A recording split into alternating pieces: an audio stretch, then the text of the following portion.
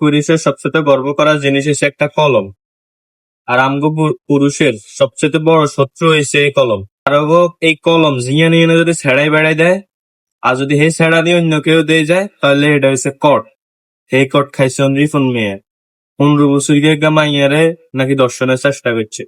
মানে কি একটা অবস্থা! বেড়াগারে মনে করলাম গ্রামের সহজ সরল মানুষ, হেতে ওই আকামের মধ্যে। মানে এই কলম নিয়ন্ত্রণের বাইরে। যে পুরুষে এই কলম নিয়ন্ত্রণ করতে পারে, এই পুরুষে ঠিক আছে। আর নইলে হেতে জায়গায় জায়গায় কট খাই জায়গায়। এখন রিপন মেয়া কট খাই গেছে হেতারে বাবুরে এতদিন তো জানি এটা হয়তো খুব ভালো কন্টেন্ট ক্রিয়েটর, কন্টেন্ট ভালো ভালো কন্টেন্ট বানায়। হেতে একমাত্র বাংলাদেশের ব্যক্তি যে ফিউর কন্টেন্ট বানায়।